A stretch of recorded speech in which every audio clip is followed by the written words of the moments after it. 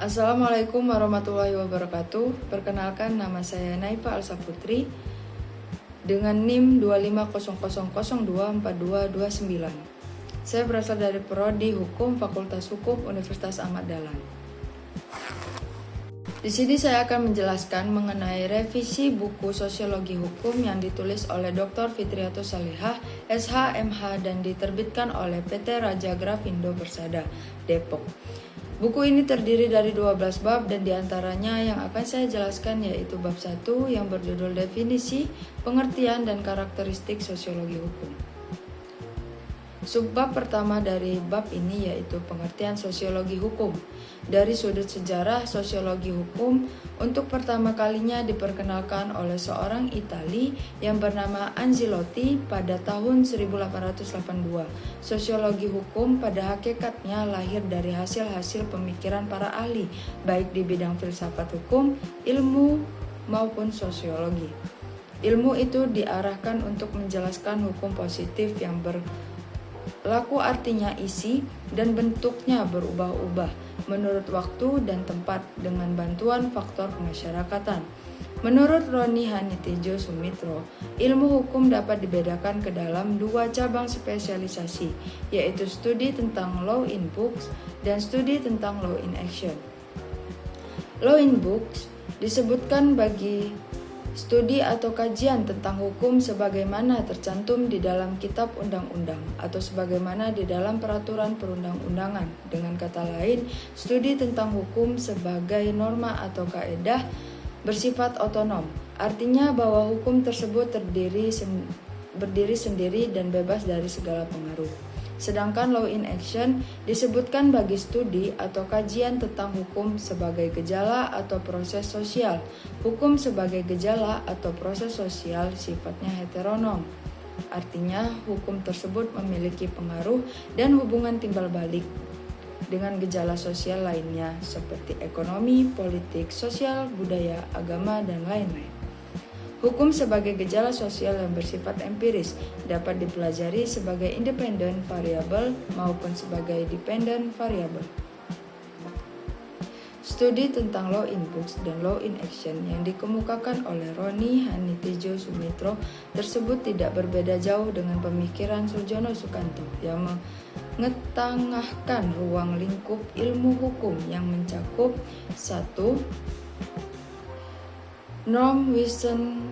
Norm-Wissenschaft atau Solon-Wissenschaft, yakni ilmu yang mempelajari hukum sebagai norma atau kaedah yang terdiri dari 1. Ilmu tentang pengertian hukum, 2. Ilmu tentang kaedah hukum. 2. Tatsachen-Wissenschaft atau Se-Wissenschaft, yakni ilmu hukum yang mempelajari hukum sebagai gejala sosial yang terdiri dari sosiologi hukum, antropologi hukum, psikologi hukum, sejarah hukum, dan perbandingan hukum. Dari penjelasan yang sudah saya jelaskan di atas, dapat lebih lanjut beberapa pendapat para sarjana terkait dengan pengertian atau definisi sosiologi hukum, antara lain yaitu 1. Surjono Sukanto yang mengatakan sosiologi hukum adalah suatu cabang ilmu pengetahuan yang secara analitis dan empiris menganalisa atau mempelajari hubungan timbal balik antara hukum dengan gejala-gejala lainnya. Yang kedua yaitu Sajipto Raharjo dan R.O.J. Salman dan disusul oleh H.L.A. Hart, di mana menurut Hart, inti dari suatu sistem hukum terletak pada kesatuan antara aturan utama atau primary rules dan aturan tambahan atau secondary rules. Aturan utama merupakan ketentuan informal tentang kewajiban warga masyarakat yang bertujuan untuk memenuhi kebutuhan pergaulan hidup sedangkan aturan tambahan terdiri atas 1. Rules of recognition, yaitu aturan yang menjelaskan aturan utama yang diperlukan berdasarkan hierarki urutannya. Yang kedua, rules of change, yaitu aturan yang mensahkan adanya aturan utama yang baru. Dan yang ketiga yaitu rules of adjudication, yaitu aturan yang memberikan hak-hak kepada perorangan untuk menentukan saksi hukum dari suatu peristiwa tertentu apabila suatu aturan utama dilanggar oleh warga masyarakat. Subbab kedua dari bab ini yaitu ruang lingkup metode kajian objek dan fungsi sosiologi hukum. Sosiologi hukum merupakan cabang khusus sosiologi yang menggunakan metode kajian yang lazim dikembangkan dalam ilmu-ilmu sosiologi. Sementara yang menjadi objek sosiologi hukum adalah satu, sosiologi hukum mengkaji hukum dalam wujudnya atau government social control. Dalam hal ini, sosiologi mengkaji seperangkat kaidah khusus yang berlaku serta dibutuhkan guna menegakkan ketertiban dalam kehidupan bermasyarakat. 2. Sosiologi hukum mengkaji suatu proses yang berusaha membentuk warga masyarakat sebagai makhluk sosial. Sosiologi hukum menyadari eksistensinya sebagai kaidah sosial yang ada dalam masyarakat. Dalam kajian ilmu hukum, paling tidak ada 3 faktor yang menjadi parameter sebuah produk hukum dapat berfungsi dengan baik, yakni 1. Berfungsi secara filosofis. Cita hukum atau reside tumbuh dalam sistem nilai masyarakat tentang baik dan buruk, pandangan mereka tentang individual dan kemasyarakatan yang lain sebagaimana, termasuk pandangan tentang dunia gaib. Semua ini bersifat filosofis, artinya menyangkut pandangan mengenai inti atau hakikat sesuatu.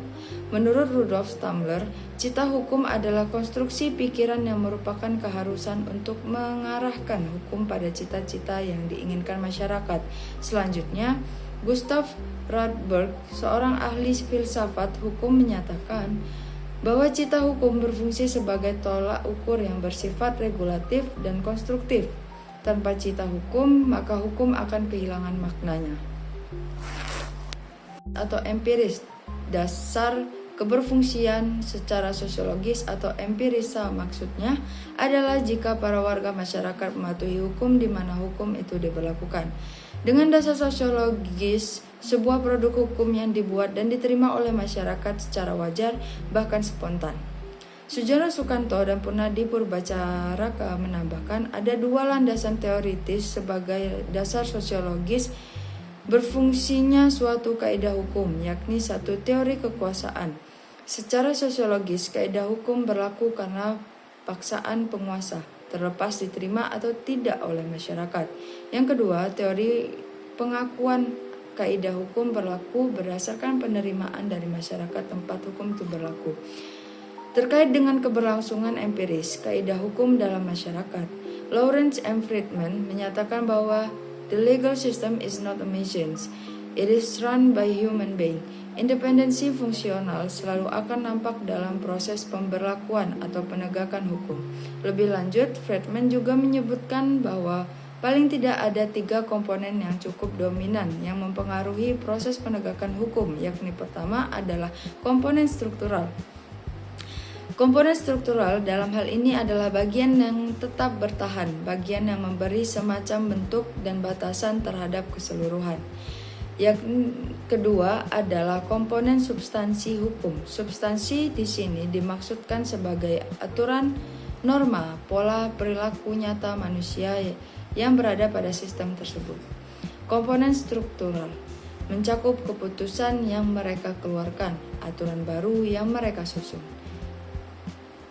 Singkatnya, cara lain untuk menggambarkan ketiga komponen atau unsur dalam sistem hukum itu adalah sebagai berikut. 1. Struktur diibaratkan sebagai mesin. Yang kedua, substansi adalah apa yang dikerjakan dan apa yang dihasilkan oleh mesin tersebut.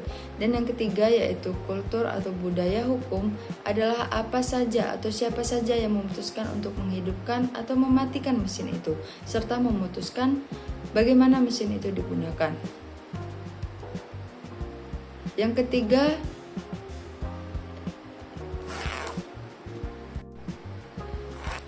ketiga dari subbab ini yaitu berfungsi secara yuridis. Sistem kaidah hukum terdiri atas suatu keseluruhan hierarki kaidah hukum khusus yang bertumpu pada kaidah hukum umum. Di dalamnya kaidah hukum khusus yang lebih rendah derivasi dari kaidah hukum yang lebih tinggi, sebagaimana dikemukakan oleh Hans Kelsen, bahwa keberfungsian yuridis sebuah kaidah hukum tidak dapat dilepaskan dari teori hukum murni atau rein recht-lehre. Keberfungsian yuridis dari kaidah hukum diperinci dengan syarat-syarat. Pertama, keharusan adanya kewenangan dari pembuat hukum. Setiap produk hukum harus dibuat oleh badan atau pejabat yang berwenang. Jika tidak, maka yang terjadi adalah batal demi hukum. Dianggap tidak pernah ada dan segala akibatnya batal secara hukum. Kedua, keharusan adanya kesesuaian bentuk atau jenis atau hukum dengan materi yang diatur. Ketidaksesuaian bentuk ini dapat menjadi alasan untuk membatalkan produk hukum tersebut. Ketiga, keharusan mengikuti cara-cara tertentu. Apabila cara-cara tersebut tidak diikuti, produk hukum tersebut batal demi hukum atau belum, atau tidak memiliki kekuatan hukum yang mengikat. Keempat, keharusan tidak bertentangan dengan produk hukum atau peraturan perundang-undangan yang lebih tinggi, sehingga sebuah undang-undang tidak boleh mengandung kaidah yang bertentangan dengan undang-undang dasar. Kaitan dengan dasar keberfungsian yuridis dari peraturan perundang-undangan ada beberapa pendapat. 1. Hans Kelsen berpendapat bahwa setiap kaidah hukum harus berdasarkan kaidah hukum yang lebih tinggi tingkatannya. Yang kedua, Weissenbergen menyatakan bahwa setiap kaidah hukum harus memenuhi syarat-syarat pembentukannya. Yang ketiga yaitu Logman berpendapat bahwa kaidah hukum mengikat jika menunjukkan hubungan keharusan atau hubungan memaksa antara suatu kondisi dengan akibatnya. Subbab ketiga dari bab ini yaitu pengaruh dari sejarah hukum dan filsafat hukum. Filsafat hukum dan ilmu hukum adalah dua hal besar yang mempengaruhi sosiologi hukum. Akan tetapi hukum alamlah yang merupakan basis intelektual dari sosiologi hukum. Seorang tokoh yang terkemuka dari mazhab sejarah yaitu Carl von Savigny pada tahun 1779 sampai dengan 1861 berpendapat bahwa hukum merupakan perwujudan dari kesadaran hukum masyarakat atau Volksgeist. Ia berpendapat bahwa semua hukum berasal dari adat istiadat dan kepercayaan, bukan dari pembentuk undang-undang. Di abad ke-18, analisis rasional terhadap hukum tampil dengan sangat kuat. Demikian pula dengan pengikatan kepada asas-asas dalam hukum.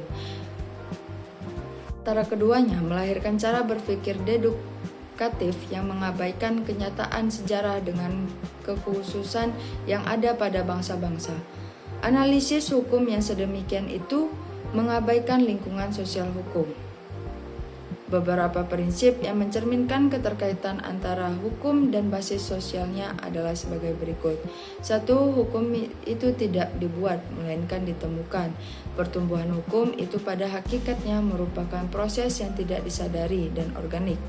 Hukum tidak dapat dilihat sebagai suatu institusi yang berdiri sendiri, melainkan semata-mata suatu proses dan perilaku masyarakat sendiri.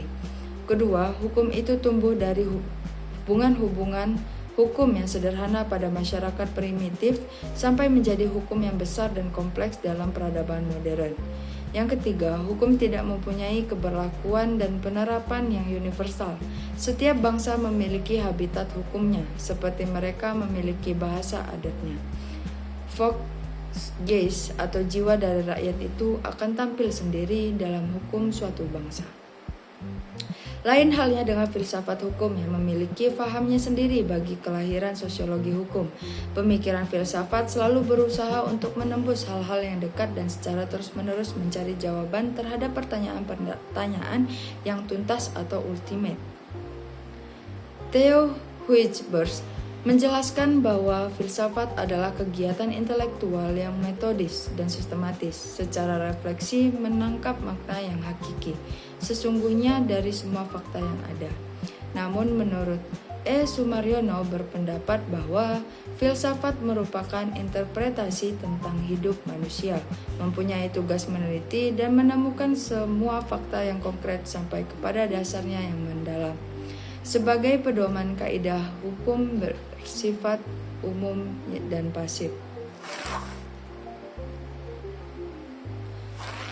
Sebagai pedoman, kaidah hukum bersifat umum dan pasif. Kaidah hukum yang memiliki kenyataan normatif biasa disebut apa yang seharusnya dilakukan atau das Solem. Das Solem merupakan suatu kenyataan normatif dan bukan menyatakan suatu yang terjadi secara nyata, melainkan apa yang seharusnya terjadi. Sebaliknya, kaidah yuridis empiris adalah kaidah hukum yang berisi kenyataan alamiah atau peristiwa konkret, yang biasa disebut das Sein. Kaidah hukum pada dasarnya mempunyai sifat yang pasif seperti yang telah diungkapkan. Agar kaidah hukum tidak berfungsi pasif, diperlukan rangsangan dari peristiwa atau das Sein itu sendiri tertentu sehingga kaidah hukum dapat aktif, yang kemudian dapat diterapkan pada peristiwa konkret tersebut. Oleh karena itu, selama tidak terjadi peristiwa konkret tertentu, maka kaidah hukum itu hanya merupakan pedoman pasif belaka. Bagi saya, sosiologi hukum adalah ilmu yang mempelajari hukum sebagai gejala sosial atau law in action, menganalisis hubungan timbal balik antara hukum dengan faktor-faktor kemasyarakatan, ekonomi, politik, budaya secara empiris atau das Sein. Tujuan utamanya adalah memahami bagaimana hukum berfungsi, diterima atau teori pengakuan, dan diimplementasikan melalui struktur, substansi, dan kultur dalam masyarakat. Sekian review buku sosiologi hukum dari saya ucapkan terima kasih. Wassalamualaikum warahmatullahi wabarakatuh.